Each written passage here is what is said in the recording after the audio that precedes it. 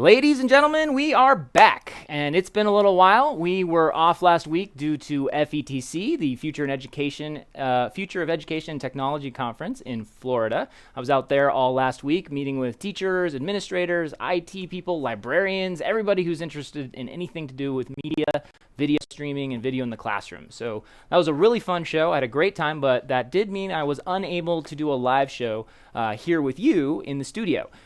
We are looking into getting a mobile stream going, but it's a little bit trickier when you want to stream to Facebook, for example, onto a public page like Wirecast. So stay tuned for that. I'm hoping to do some mobile streams as I get that up and running. But for now, we just took a week off, so hopefully you had a little vacation. And we are now back with some great stuff. And in further news, we are streaming on all three platforms at the same time. We've got Facebook, YouTube, and Periscope. So if you're watching on any of those platforms, I just want to say hi. And we have actually managed to make one new platform each episode of this season. So it's pretty excited. We started with Facebook, then we added YouTube last episode, and now we added Periscope this episode. So I think it's pretty exciting. And if you are on any of those platforms, I will do my best to stay on top of these comments and these screens. It's a lot to keep track of, so I may be a little slow. But either way, say where you're watching from, say hi, and we should have a good show for you today. So speaking of the show, let's talk about what we're going to get into. We will be talking all about how to troubleshoot with Wirecast and how to get support for Wirecast. So one of the great things about this, what we do here is that we do have a great support team, and it would be really remiss of us if we did not introduce you to them and let you talk directly to them on how they work, what they can do to help you. So I've got one of my friends from our technical support team here to answer questions and go over some of the stuff that they can do to help you and what you can do to actually help them help you. So that'll be fun. So Sean Meenan is our technical support person who will be joining us. And finally, if you would like comments to appear live on screen here so I can actually read them and everyone on all three platforms can read them, you're going to need to tweet at me with the hashtag WirecastLive. So if you would like to do that, definitely we will try to take some comments on the air or questions, and we can tweet those later. So hashtag WirecastLive. It's up in the corner. Thanks, guys. And that should cover it. Last but not least, during the demo section, I'll actually walk you through some of the common troubleshooting steps that I take whenever I'm having problems with my video feed or my video card or capture card. So you should have some good tips that I can leave you with and some good steps that you can take on your own so you don't necessarily have to call Sean. All right, you guys, that is all for the show opener. Let's roll the credits, and we'll be back with some news and announcements, and we'll get on with the show.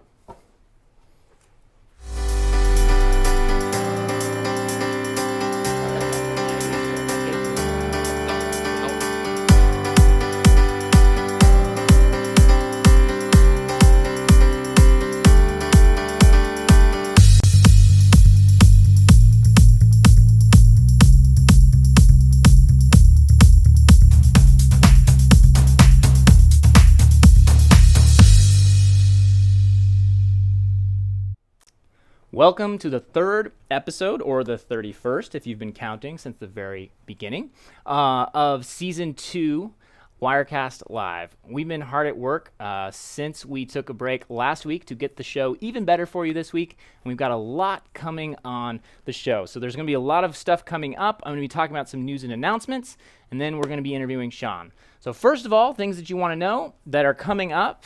If you would like to see us live or know when we go live, you should definitely click the subscribe button or the follow button on either Facebook or on YouTube or Periscope so you can get notified when we do go live. Typically, we are here at 2:30 p.m. on Pacific time on Thursdays. So that's when we tend to go live with this show. But if you want to make sure that you're notified each and every time we do, you should definitely subscribe on the platform of your choice. And then coming up, we also have a cool set of shows for you. So in 2 weeks, actually, we have a webinar that I highly suggest you join us for. It's going to be how to set up your live streaming studio.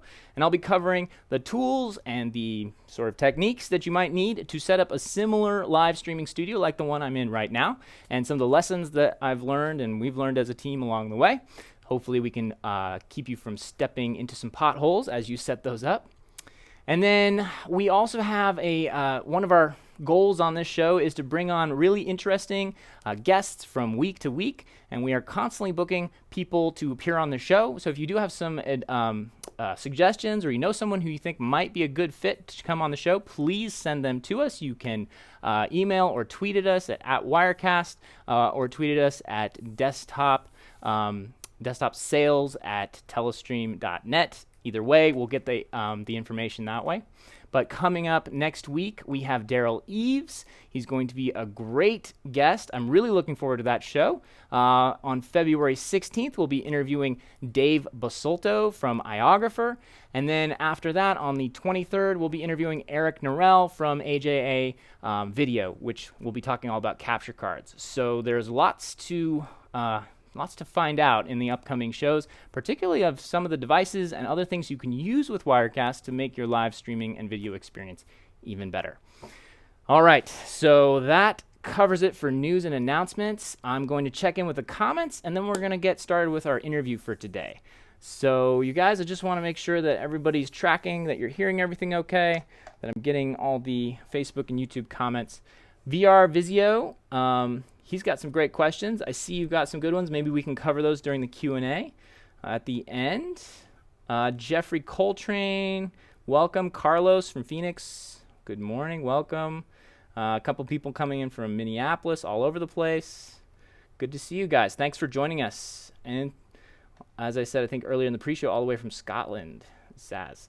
All right, you guys. Well, I think we should get started with our interview with Sean and how our desktop support team can help you get started with troubleshooting Wirecast. So without further ado, let's bring him on.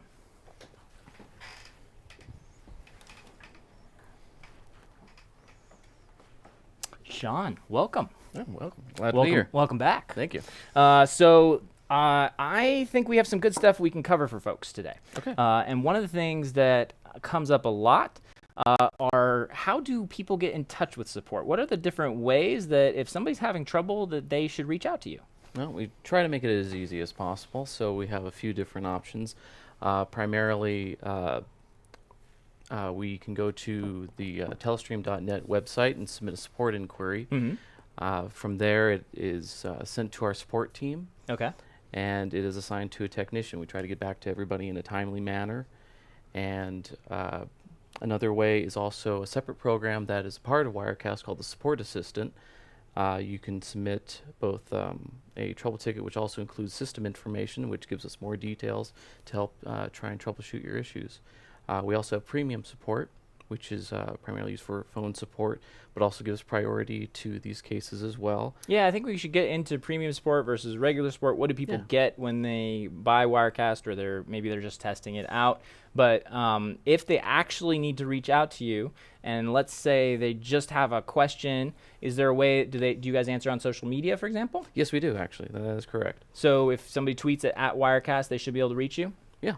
And if they want, so for quick answers, obviously, can you go into great detail on social media, or do they need, if it's a longer type of question, you're going to refer them to more of the email support? Yeah, through email you can get a lot more detail, and the more information that the customer provides us, the better we're equipped to actually help them. Got it. So through email, absolutely. So maybe it would be good, I'm going to hand you the mouse here. Do you want to show people, if they do want to kind of reach out to us on the website, where do they go? Sure. And let's maybe close that browser altogether. All right. And then we'll just take it from scratch. Let's All right. assume people are trying to reach out to you and they need to find where to go. All right. So what we're going to do It's right there. is we're going to open up the browser, and from here we want to go to telestream.net. Okay. Our loading time is good here. Up at the top of the screen, you'll notice the link for support, Mm-hmm. and then select Wirecast. Now, we try to give the customer as many options before they even get to the point where they need support. So we give them access to our knowledge base, community forum, which not only do we have moderators through Telestream that help the customer, but also other customers that help each other out. So any of these links here, if they just want to go to the knowledge base, like what would I find in the knowledge base? If I was like, what kind of things can I find? Well, we're constantly updating it, so any type of trends that we notice, we try to include in the knowledge base.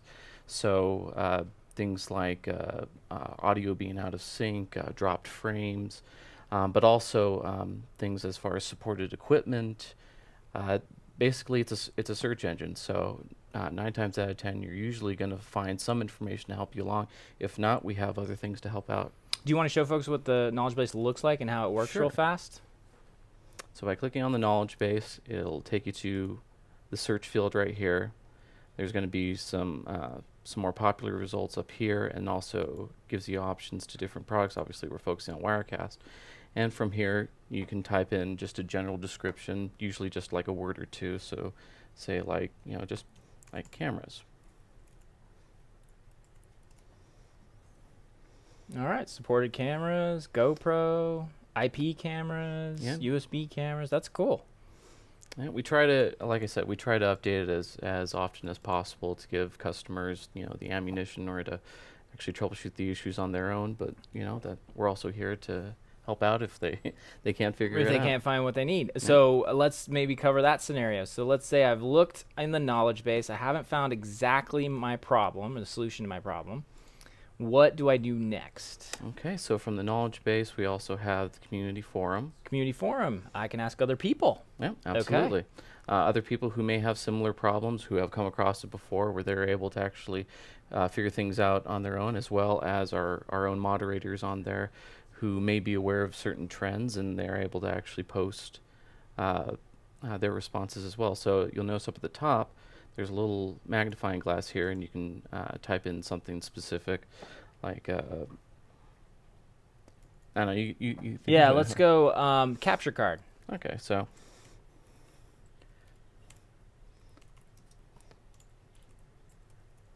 hard to type left-handed. It is a little. You're on a bad angle there. So you'll see a number of different posts by customers who might be having specific issues. Mm-hmm. And it's like Craig, for example. He's one of the moderators. We try to stay on top of these. We'll be usually the first to respond to it, and then other people will chime in to help out their fellow Wirecast customers. So that's awesome. Okay, so that's the second option. Now, and is any of this, all this is free, that doesn't require... Absolutely. Okay. All of our customers, they have access to this, whether you purchase premium support or not. Okay, and whether you even own Wirecast, technically, right? Because we're not stopping. We don't need a license to get on the forums. You don't need a license to... Yeah, we actually have search other people to assist even customers with who haven't yet purchased the product, who are still using the demo mode. So we try to help everybody out so they're comfortable with the product and know roughly what they're doing. That makes sense. It's all a learning process. All right, so we've done knowledge base, we've done community forum. I'm still not finding my problem quite, or I really just want to talk to you because I'm a big fan. Sure. How do I contact you? So we also have the option right here to contact support. Before you contact support, we also have, again, more information to try and help you help yourself. So we have an FAQ section for, popular topics, activation downloads, input sources, broadcasting, things of that nature. Mm-hmm. If you don't still find the answer that you're looking for, submit a support inquiry right here at the bottom. Okay. And from here, you just give us detailed information as far as, obviously your name and email address. The version of the product that you're running as well, okay. Operating system. The more information that the customer can provide, the easier it is for us to help them. Makes sense. So this form right here says contact support. So at this point, they really should own the product, right? They should, if they're looking for help and they haven't yet purchased the product, you're not the right person to talk to. They should be talking to like Greg or Blair, somebody in the in the sales department. Absolutely. Right? Okay. So if you own the product, this is the right form. If you don't own the product, then you should maybe contact the sales team and they can help you, well, this which is very similar. Yeah, and this can actually goes to them as well because you can select it as a trial product as well. So it does go to the right people. Okay, cool. So fill out name, email, so we can get in touch with you. We can email you back. Product version, operating system. That's obviously pretty important. And I think we can even zoom in here so folks know what they can see. So Yeah. I'm going to let you scroll down. So we got name, email, what version, whether you own it, and problem type. Okay, and description. So this is important, right? Right. For the most part, and I'll just talk about what I come across. Usually, it's just unexpected behavior. Things where, like I mentioned before, where the audio is out of sync with the video, or just general system issues where their processing is just taking up way too many resources. They're not getting the results that they're looking for. So a lot of times I'll see things like technical problems or questions, or software crashes, downloads. I mean, we try to specify it, but obviously you can't always get everything in just that little list. Right, and the meat of it is going to be in the issue summary. So okay, talk about the issue summary. What are you looking for in that box? Like, should I be writing an essay there, or no? Just basically what you've been experiencing so far, and something concise where I'm attempting to do a screen capture and it's only getting a partial version of the window, or something where it's going to be more or less going to be giving you just very specific information. Obviously we don't want everything drawn out so much, but we want to know what you're experiencing. So Wirecast is acting weird is not really a good description. No, but you'd be surprised. I do get those from time to time. All right. I was told that one of the things that a support technician likes, and actually everybody here likes, is what were the steps exactly that you took to get the problem, and could you do it again every time? Right. Is it something that's just like it has something to do with that, or it doesn't? But as long as they can be very specific on what are the exact steps that they took to create the problem, then you or somebody else on the support team, or even our engineers or our testing department, can do the same thing, right? Right. Just like the customer has steps that we provide them in order to try to troubleshoot the problems, we do the same thing on our end. If just basic troubleshooting doesn't fix the problem, then on our end we try to reproduce the issue as well. Now, obviously, we're not going to have all the same type of equipment that all of our customers are going to have, but we're going to try our best to actually try to recreate the problems that they're having. So whether we can find if there is actually a problem within the software that our development team can focus on, then that's at least the beginning of the process. That makes sense. I maybe think of it like a recipe, like a cooking recipe, if sure. you can, right? Yeah. Okay. So people can follow in the same footsteps. All right. Well, that makes a lot of sense. Trying to provide as much information as you can.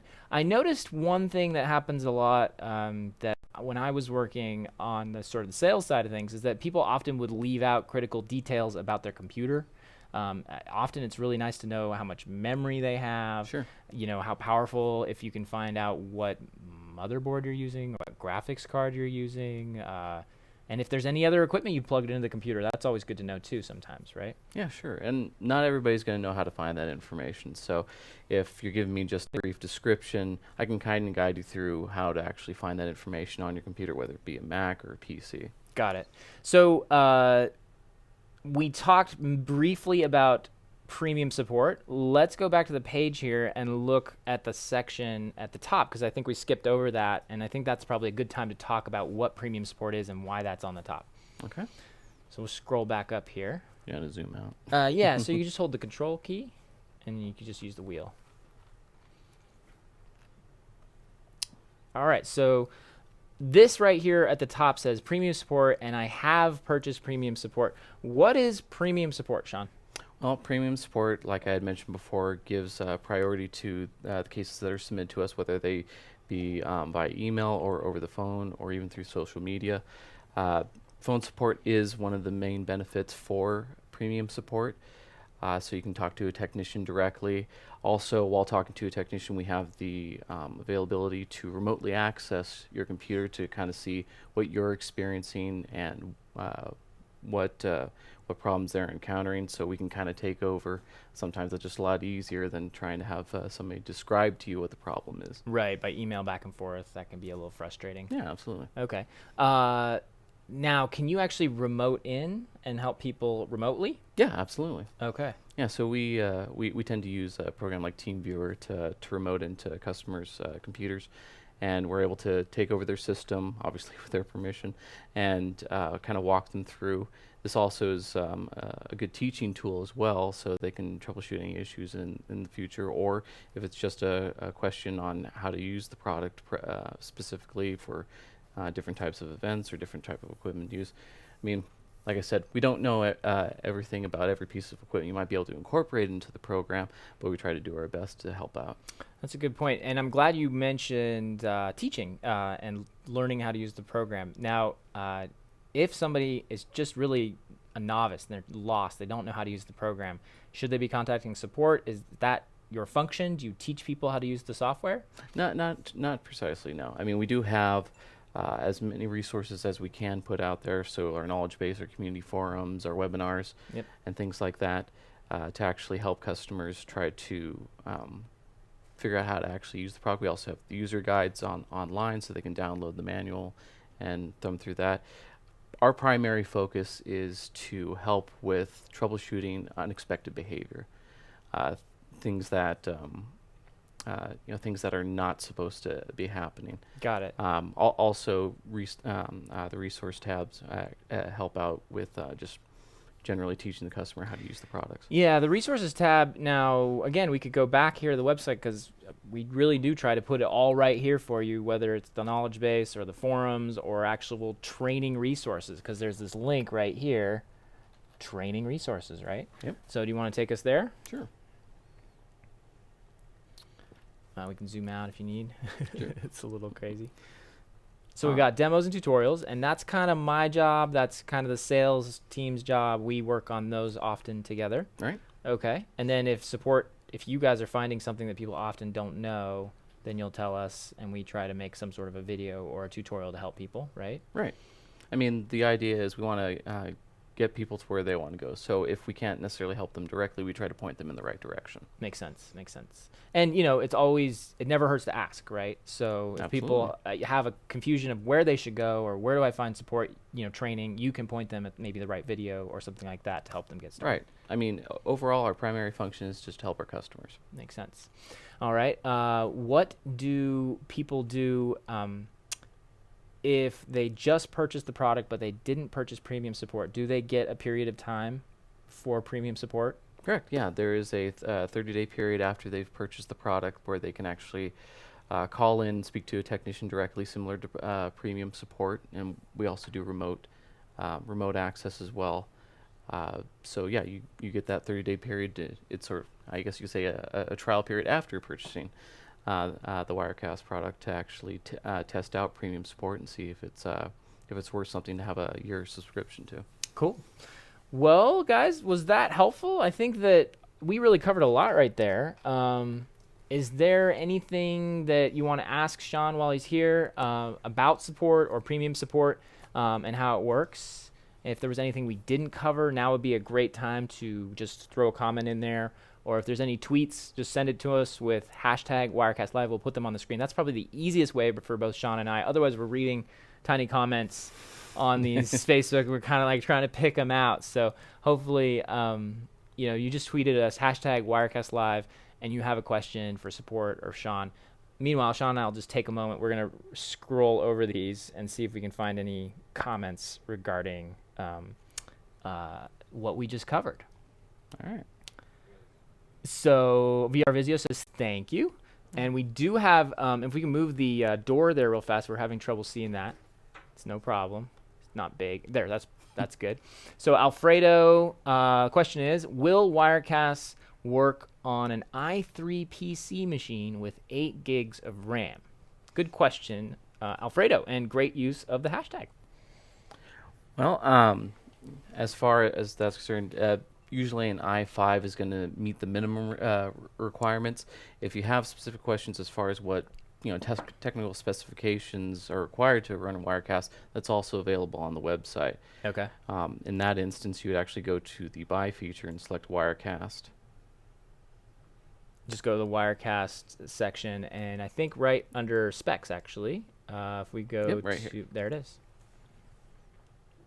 So those are where we put the minimum specifications. Both minimum and recommended. And recommended. Okay, cool.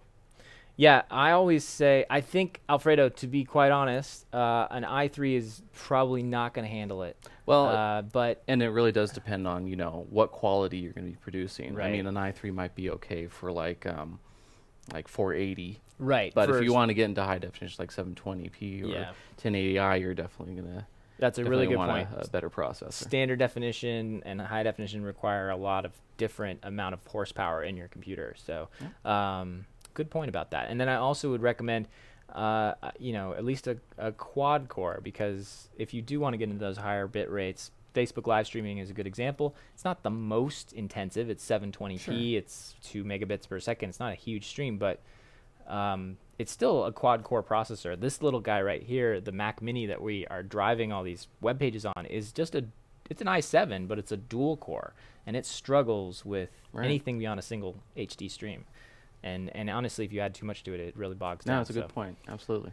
All right. Any other questions, you guys? VR Visio. Let's see. I'm going to refresh the Facebook page here just so I make sure I'm not missing anything there. Here we go. And looks like... Oh, man. That looks like that just disappeared. I'm going to steal the mouse over here real fast. Thanks. I'm going to keep an eye on the Periscope ones.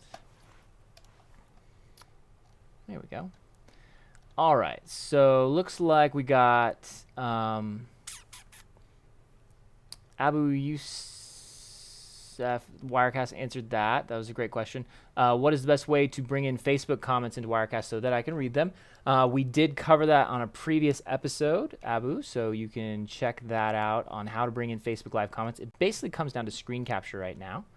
So we just, right now, for convenience for our production team in the studio, it makes more sense for us to bring the comments in on screen via the hashtag through the Twitter integration in Wirecast. It's just simpler for them. It's simpler for you guys. And then we're not running screen captures on all the different comments on the different platforms. So Robert has a good question on YouTube. Can I set up a VPN and have someone stream from a remote location and rebroadcast it through Wirecast? So, Robert, there's a lot of ways to solve that. You don't necessarily need to be on VPN, but that could help. And you're basically going to be using some sort of an IP camera, or you're going to need some sort of a streaming server. So they might use Wirecast on their end, stream to a private server, and then you pull that feed off the server into Wirecast and rebroadcast it. That's one way to do it. Another way is they just set up a webcam and a mic or something like that, and then stream directly to actually through an IP camera, and Wirecast connects to that camera and pulls the feed from the camera, in which case the camera is really acting like the server, the streaming server. Oh, good question. That is a good question. It's a complicated one, but I hope that makes sense to you, Robert. And if you have more questions or how to do that, how that works, you should contact our sales or support team to help you. Absolutely. Because that sometimes can get kind of complicated. All right. Let's look at any other comments or questions. Periscope getting still a little quiet, so I think we will... Also, the comments fade pretty quickly there, so it can be a little tricky. Okay, well, I think, Sean, that was great. There's not too much more that I think we covered.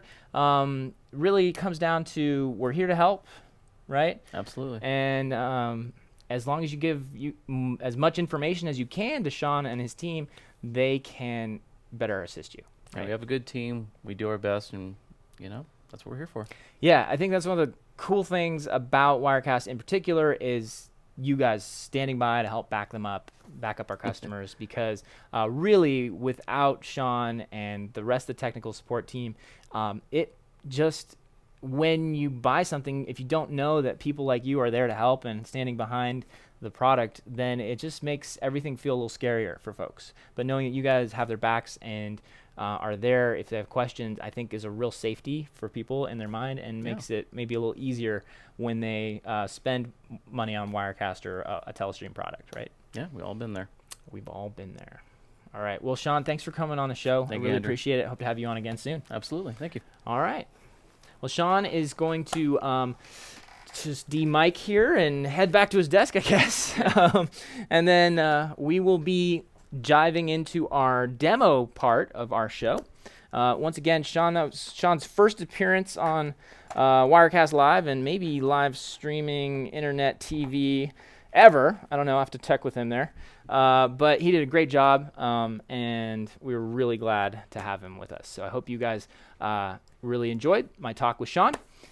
And let's get started with our live troubleshooting demo. And guys, as always, just leave a comment or questions.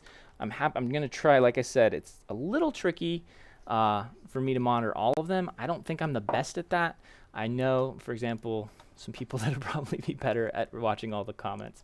What I think I'll do is I'm going to try to get an app that'll aggregate all of them to just one like continuous stream, so I can just scroll back and forth on like an iPad and just watch your comments. It's just too crazy to try to look at all the screens right now, but I'm doing my best. Sorry if I'm missing key stuff as you're chatting it to me in the comments. But don't stop. I actually really do enjoy the hunt, and I'll do my best to keep finding the comments that are relevant to the discussion we're having.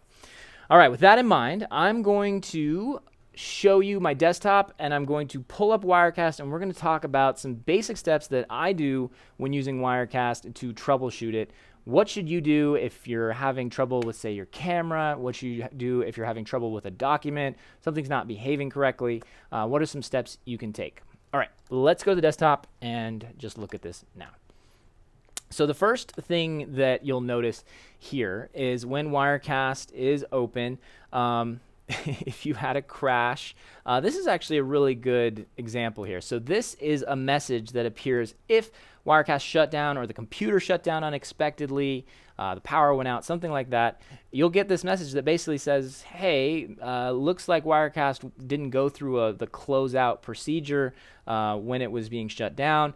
Was there a crash? Was there some sort of technical problem? Do you want to send us that information or that crash report? So that's really just a way to let us know quickly if there was something wrong and you do want to explain what happened. And then our team can get a quick email with a description of what happened. And this is very much the Wirecast support assistant that Sean was talking about.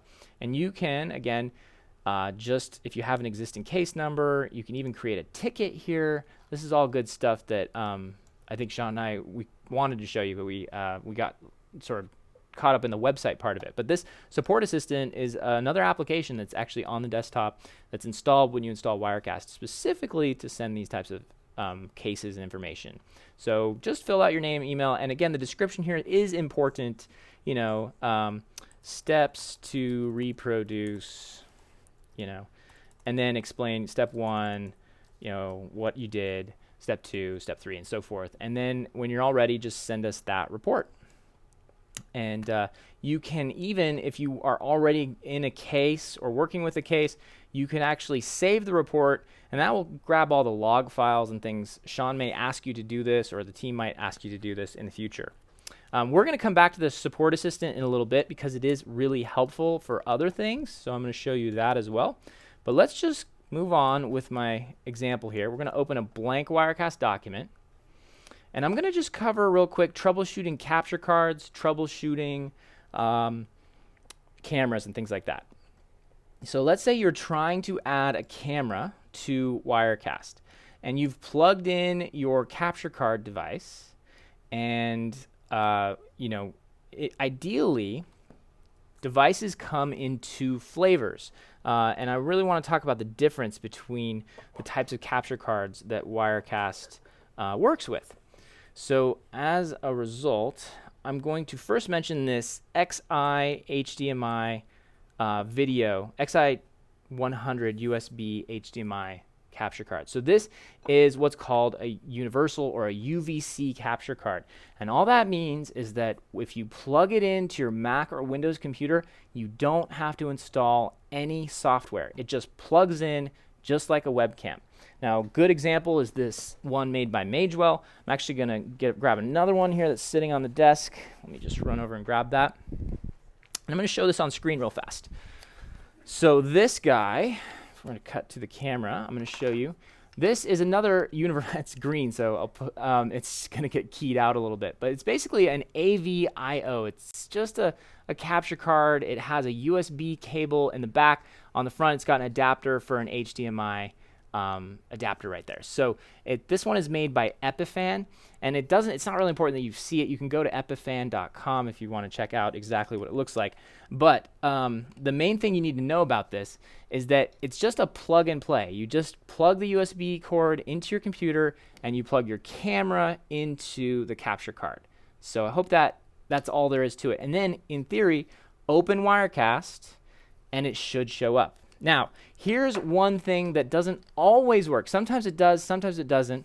Sometimes if you plug the camera or the capture card in after you've opened Wirecast already, then you may have trouble, Wirecast may have trouble connecting or seeing the device. Some devices act really fast and they just instantly reconnect.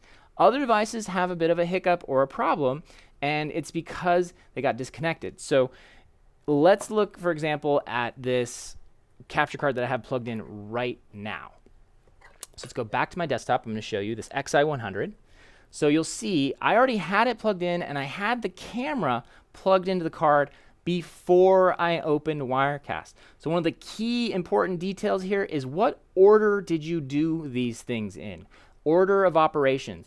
Any math student knows that it's very important that you do certain functions or operations before you do other ones. Sometimes you have to add before you divide. Sometimes you have to multiply. There's a whole set of the order in which otherwise the math problem is going to come out differently depending on what order you did certain steps in. The same thing applies to video capture cards, cameras, and troubleshooting your Wirecast and software. And I could apply this to any software, not just Wirecast, but we're looking at Wirecast in particular here. So if I add the video camera, it should just pop up, which it did. It's great. That's because I did everything in the right order. Now, let's pretend that I didn't do it in the right order. I'm going to actually disconnect. I have my capture card here. This is the XI100. It's the USB. It's made by Magewell. And if I just disconnect this HDMI cord, I'm going to pop off the screen. Okay? So let's say someone tripped over a cable, something got disconnected, then, obviously, hopefully you can just plug in the HDMI cord and you should ideally pop back on screen, which in this case worked perfectly. Sometimes it doesn't work that way. Sometimes when you plug back in the camera, it doesn't reappear. So if you were to get a black screen or some sort of problem, the first step you might do before you shut down Wirecast is just jump into the settings that Wirecast has for that source. The settings are always located in the Universal Settings tab, which is this circle with the 3 dots. If you click on this, this is going to tell you all the information that Wirecast is currently receiving about that device or that camera.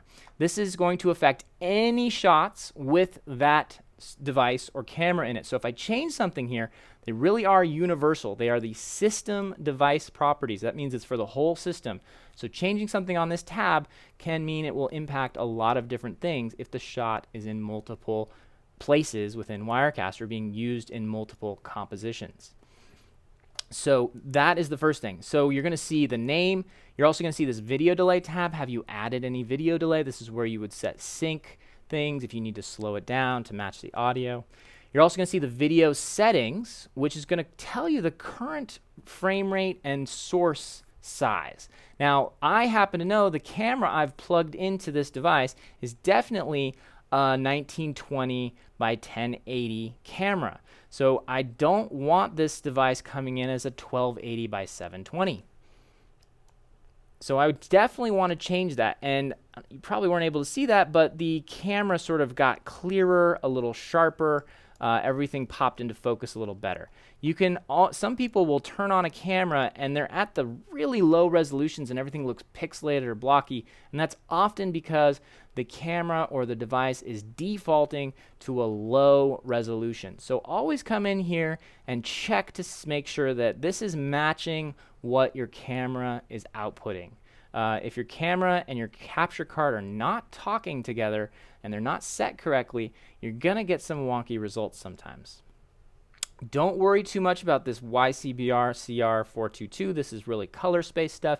You don't need to necessarily know this stuff. really just focus on the resolution, size, and the frame rates. In this case, 1920 by 1080.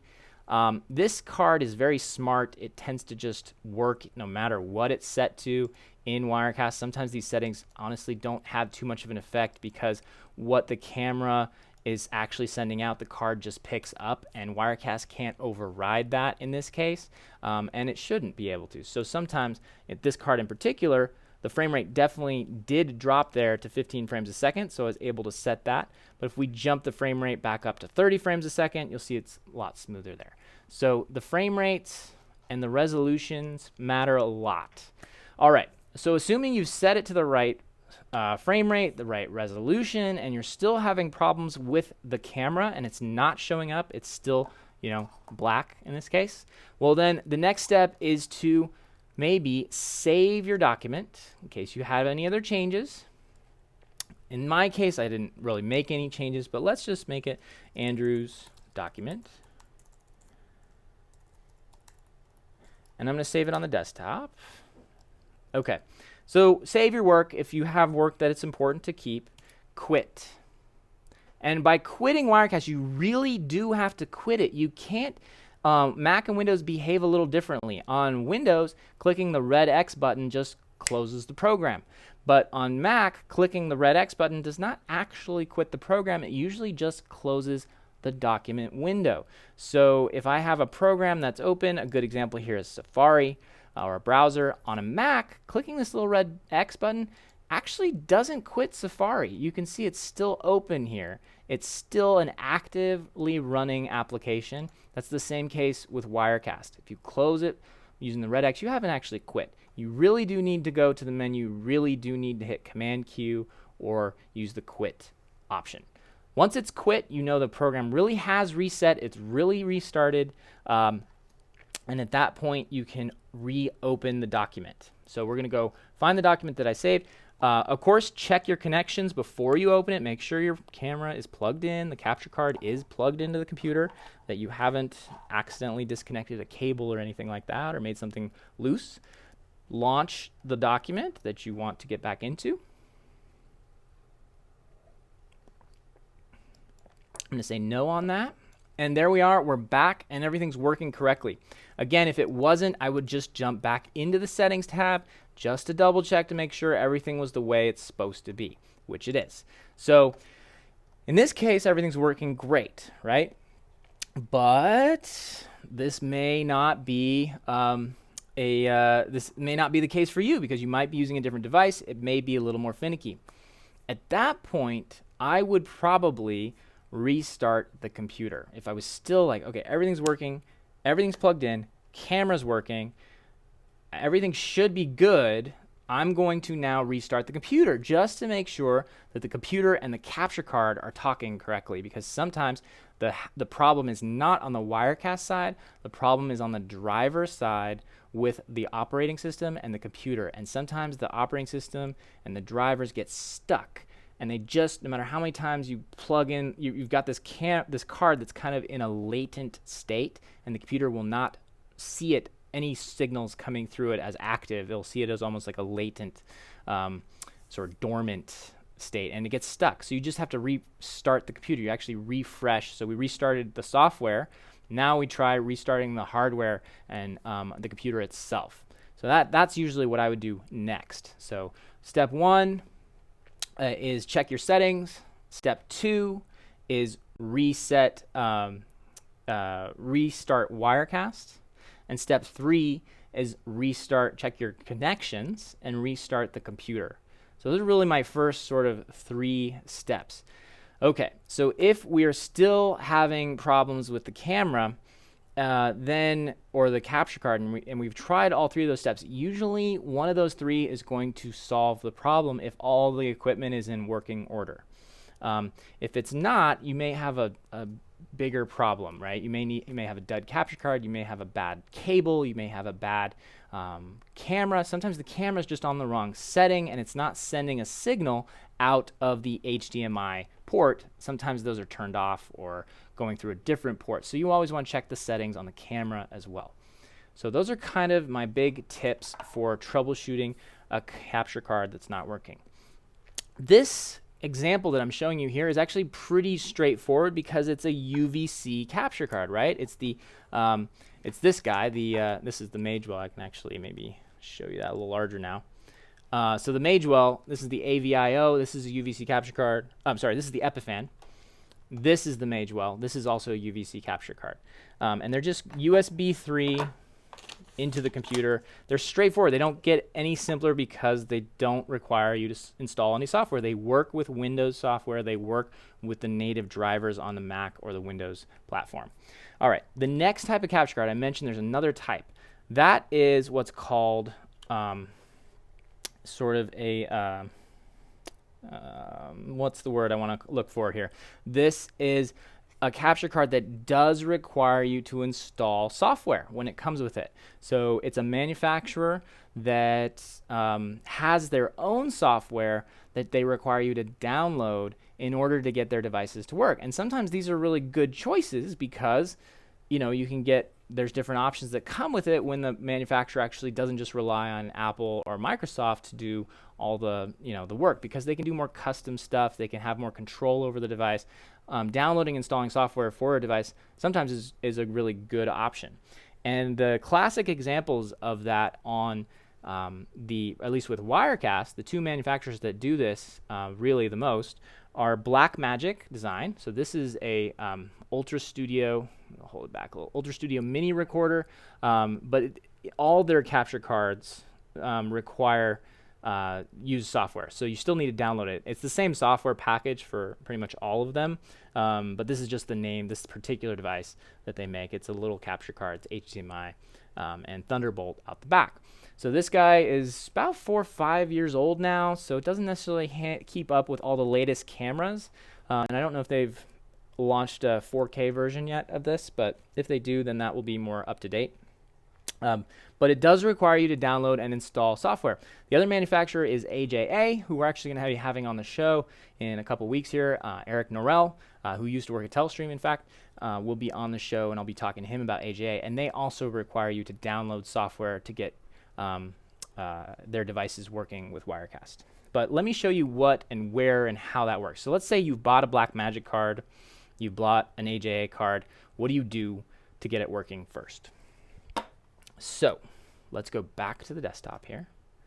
I'm going to quit Wirecast. And we're going to first assume that you've never installed or hooked up the card. The first thing you should do is you should go to the manufacturer's website. So in this case, blackmagicdesign.com. All right, and that's usually you will find all their downloads and things like that on the support page. And then in this case, they make a lot of products, but the ones you're really looking for are the capture and playback. This is the capture and playback. This is the section that most applies to Wirecast, right? That's how you're plugging your cameras. Just click on it, and it doesn't look like anything changed, but it did. In fact, this stuff down at the bottom here is what's changed. So now you'll see all the latest downloads, all the latest drivers. We call these drivers because that's the sort of the software term for them. So you just need to select what platform you're on and download the correct latest drivers for your device. Often these drivers will hang around, and once you've installed them once, they often work for a long time. You don't have to constantly update to the latest or the newest ones, but you will need to download. They often like you to register your product, which can be really helpful if you need to return it or anything like that, get the warranty. But I'm just going to click the no thanks, let's just download, and the download is going to begin, right? So that is the same process basically at AJA, which is the other manufacturer, aja.com. Same thing, you're going to go to support, you're going to go to downloads. You're going to select the capture card that you have, something like say an IO4K, and then you're going to select the software you want to download. And then once it's downloaded, you need to run it and install it. So we're just going to jump in here, double click it, and run the installer. In this case, most of these software packages and drivers, in this case Blackmagic's is called Desktop Video, they require you to restart the computer. So I've already installed this on this machine. I'm not going to restart the computer. Just be aware of that if you're working on something. This is installing drivers they really operate on a very low level of the operating system. So it's important that you that they often, you recognize that they're not just simple programs. They're really operating pretty deep, and they need to often restart the whole upper layers. So you have to restart the computer when you do that. Okay, I'm not going to install that there because it's already installed. Once it's installed, they show up in different places. But in the case of the Blackmagic software, you should now see in your system preferences on Mac here, in the control panel on Windows, same thing, you should see Blackmagic desktop video. In the case of AJA, their software actually goes in the applications folder, and you would see an AJA folder in here, and that would just tell you that you've properly installed it and so forth. All right, so clicking on it, I'm actually going to install, probably should hook up the card here. All right, so we're going to launch it here, and this will actually tell us if something's detected. Boom, it detected the card, and one of the cool things about this actually shows us a picture, and yeah, that's the right one. It matches. We're good, right? So, oh, just disappeared again. So then, you see why little troubleshooting steps can be helpful. Okay, I'm going to close that. I'm actually going to unplug my HDMI cable, and I'm going to plug it into the Blackmagic. All right, so let's go into the Blackmagic design. There it is. And one of the things they do is they will tell you what input is currently active and if you need to change anything. So I'm just going to go in here, and this is basically, with these software cards, you have to go into the manufacturer's software and set things up first. Wirecast often will not be able to override these settings because we didn't make the software, they did. So you have to, if you're going to control their cards, you need to use their control software. So in this case, I'm using HDMI, not SDI, right? And then there's some other settings like progressive segmented frames. We're not, I think we're 1080i, so I don't think we need progressive segmented frames. There's other things, you can look these up, but you can do conversions, whether you're converting to SD, which is kind of handy. This is for you on those older computers. Maybe you have a nice camera, but you have an old computer, you might need to down convert or something like that. And then tells you about what driver and gives you a user manual, all kinds of good stuff. So hit save to kind of save your settings. Now we can see the HDMI input is correct, and we should be able to launch Wirecast now. And it should be a viable capture card source in Wirecast. So same drill here. Camera's plugged in, capture card's configured and set up the way I want it. I'm doing everything in the right order, so hopefully we have no issues with it. And you'll see right here at the bottom is the Ultra Studio Mini Recorder 1. So Wirecast is seeing the card, and it's even naming it, giving it a number. And bam, it pops right in. So we're in good shape. It even auto-detected all the format, all the frame rates, everything, tells me everything. So I can't even change any of the settings here. This is all set on sort of the auto-detect on the Blackmagic side. Make sense? So now let's see what happens if we disconnect this card. Let me disconnect it, and let's plug that back in. See if it just auto pops in again. So I've reconnected, and you'll see that the card is not automatically refinding the camera. So this is one of those cards. These software cards often don't work quite the same way because they're implemented on that sort of software driver level. There's nothing I can do to change here. I really need to quit Wirecast and restart.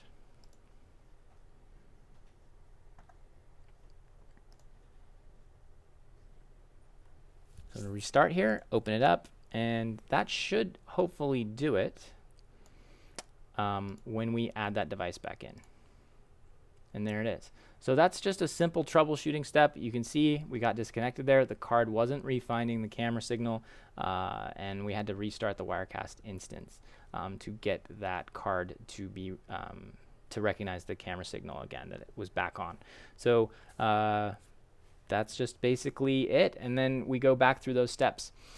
assuming things are getting bad with, something's going on, your document's acting funny, it's crashing on you, things are going weird. When you start seeing odd behavior, shots getting mixed up or something that's going on, sometimes what's happened is something has gotten corrupted on your preferences level or on the software document level. Sometimes you actually need to abandon an old cruddy document. Sometimes a driver or something will write a bad instruction into a Wirecast document or one of your document files, and every time you open it, you start getting weird behavior. So it can be useful occasionally to leave an old document behind and just start a new one from scratch. If that doesn't solve your problem, if starting a brand new untitled still gives you all the same sort of, or maybe less, but still a lot of weird behavior, then your next step is to reset the preferences. And that is the same thing that I was talking about when I was mentioning the Wirecast Support Assistant. So let's look at that really fast. How do you kind of refresh your Wirecast installation? Sometimes you actually need to go back and delete the program, delete everything off the computer, and then reinstall it all together because something's gotten corrupted or a third-party software has come in and messed with some of the files on the computer. You just never know with consumer computers because there's all kinds of different programs on there and they all kind of tell the computer to do different things, and sometimes those things come into conflict or mess with other files or other applications. So I've seen that a lot. I'm sure support has seen that a lot. And one of the first things we would recommend before even reinstalling Wirecast is to just start a new document. So it's sort of the same hierarchy of steps. Start with a small fix, work your way up, try a bigger fix or sort of a reset. So start with a small reset, do a bigger reset, and then do a bigger reset, right? So with the computer and the capture cards, we saw that that's just started with, start with, plugging the camera in and plugging it in, plugging it out. Okay. Now restart Wirecast. Okay, that's not working. Now restart your computer. So we just keep going bigger with our solutions. The next step when it comes to software resetting is the same principle here.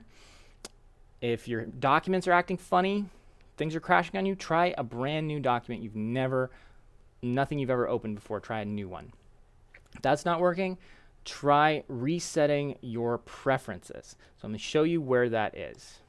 Your preferences are really just the little settings and behaviors that you've told Wirecast that you want.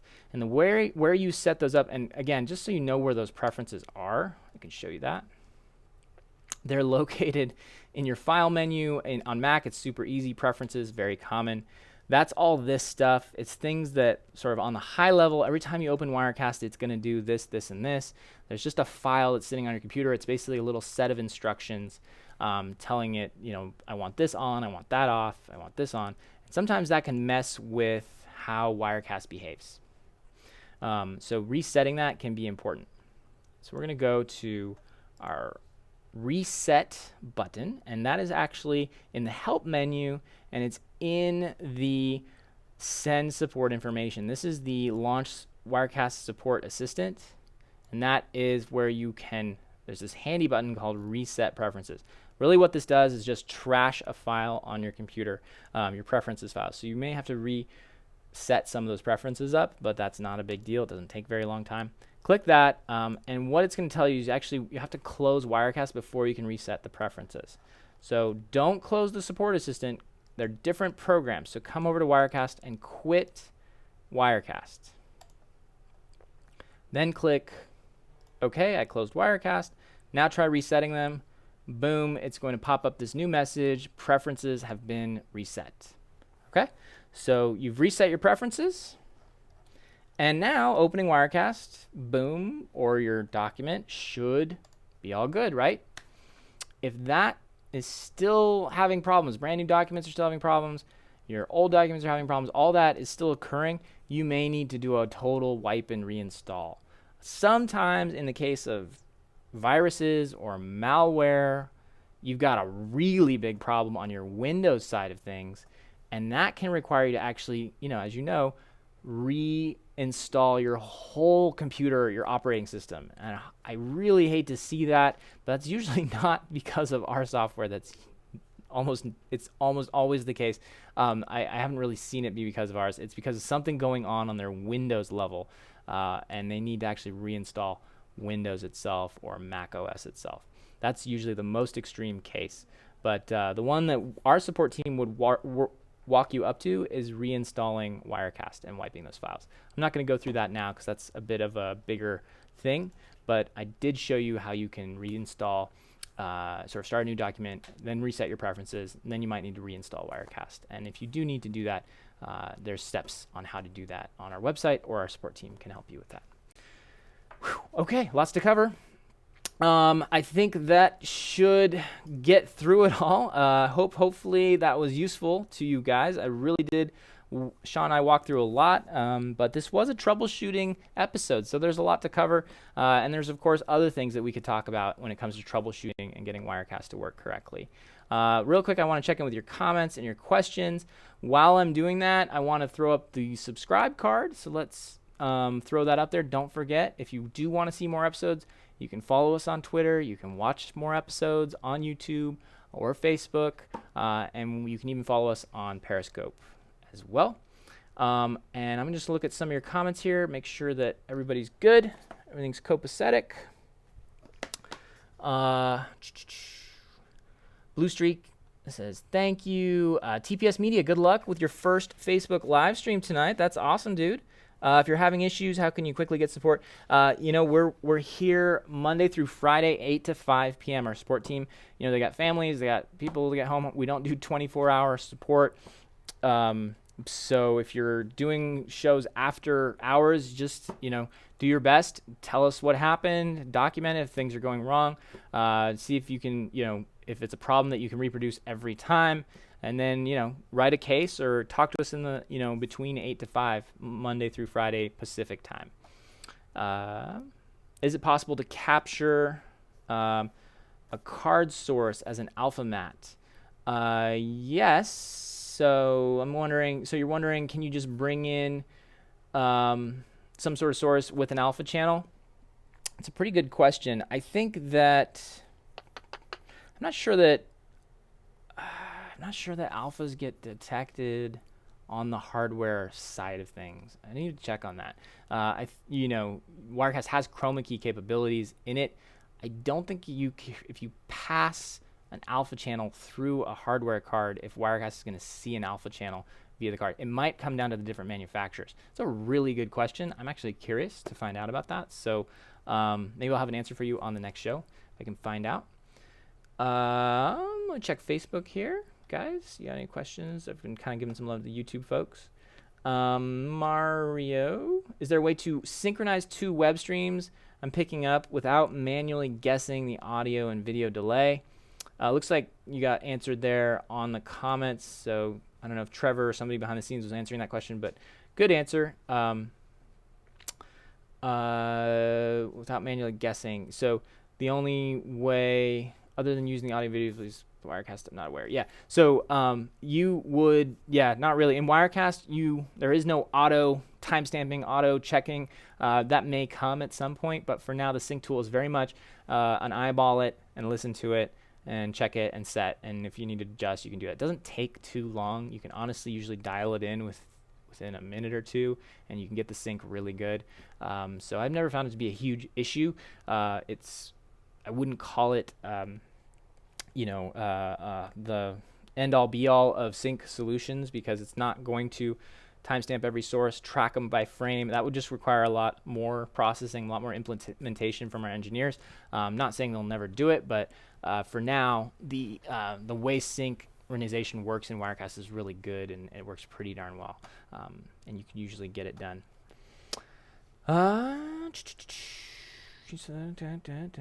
Can you suggest a best cost-effective way to capture the video feed other than a web camera?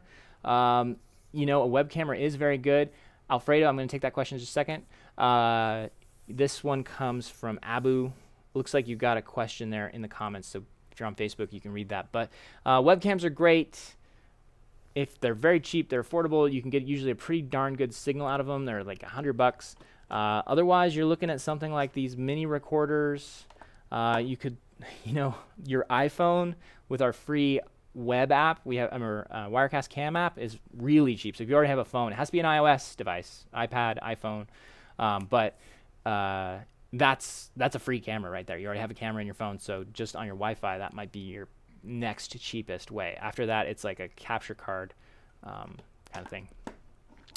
Let me look. Okay, so Alfredo said I was going to get to that question. You currently use the OBS software with the iSouthside CC, and I want to know if I can transfer my scenes that I created to Wirecast. You can. We have a scene importer tool in Wirecast. So I covered that on one of the previous episodes of WirecastLive. Check our YouTube channel for the previous channels when we talk about OBS, or when we talk about what's new in Wirecast 7.3, I think, is when we introduced that. So import your scenes. It's pretty straightforward. There's just a, up in the file menu, import OBS scenes. It'll jump to your OBS scene file, and you can bring them in, and it should recreate them. It's not perfect. There's still some work there, but it's going to get the gist of your scenes, and it's a pretty good importer tool. So good question. Let me check YouTube real fast, and then I think I'll take 2 more, you guys, and we'll have to call it a day. I'm sorry. We're running over time here a little bit. Deb, glad you love Wirecast. That's cool. Curtis, hey, any chance Wirecast will allow comments on screen from Facebook or Periscope? I think it's a very good chance, Curtis. I can't tell you if or when that's going to happen. I hope it's soon, but I don't have a time. I have nothing definite. I definitely know it's something we all would like to come to the software. So hopefully we will see that. But yeah, nothing more specific than, yeah, that would be really cool, and I think we all would like that. What am I doing when my mouth doesn't match with my audio file? So that's a video and audio sync delay. And if you're recording that into a file on the hard drive, you've got 2 options. Really, if it's after the fact, you're going to have to go into an editor. You have to try to reline them up. That's not always perfect, but you can usually get it, and you might have to chop it up. Depends on how long the file is. Sometimes there's a drift over time. You set it, and then there's more drift, and you have to reset it. That could be a pain. Often it's best to just make sure that your computer is not running too hot. In other words, the software and CPU is okay. Wirecast is performing well, so that when it's writing that file to your hard drive, it's not falling behind in frames, or your frames aren't displaying. You might need to drop down to a lower quality if your computer's not up to it. And then finally, we have that audio-video sync delay, which you should set in Wirecast to make sure it matches perfectly in Wirecast. That's the first step. Always make sure it matches perfectly in Wirecast. That's why we have the audio and video sync tools there. Once it's matching perfectly in Wirecast, and if it's still getting out of sync in the recordings, that's when you need to look at the quality, how your computer's behaving, your graphics card. Are you recording to an old flash drive? Like, just, where there could be other reasons why that's happening in the recording. All right. Last question. I don't know how to pronounce your name. Hero Aguilar. Can you specifically do a course on how to use an audio mixer and bring in different audio sources? So, yes, it's not that exciting in Wirecast 7 currently. Like, it's pretty straightforward. I will cover that. I think it's a good topic, and we will definitely dive more into audio. We've added a lot with the audio mixer and some of the processing effects. But honestly, there's a lot coming down the road, and so we'll probably cover more audio when we have more stuff to talk about. But I will do my best to kind of cover basics if we can fit that in. But I definitely promise you that we will cover audio in great depth at some point this year. So don't worry about it, but stay tuned. I don't know if it's going to be it's not probably going to be our next episode or the episode after that. But if you have questions about that, our support team is great. Our sales team is also great, so they can help you get going with what audio features Wirecast already has. All right, you guys, that's been a long show. Thanks so much. Don't forget to subscribe, like, follow, share with people. And I will see you back here next week, Thursday, for an interview with Derral Eves, and it's pretty cool. We're going to be talking about how to promote your live stream events. So just like this, how do you get more people to show up? So I think that's going to be a really fun episode. Definitely want to tune in for that if you are going to be around, or catch it on demand later. This has been real. I'm Andrew. Thanks for watching for another episode of Wirecast Live. Hope it was helpful. We'll see you next week.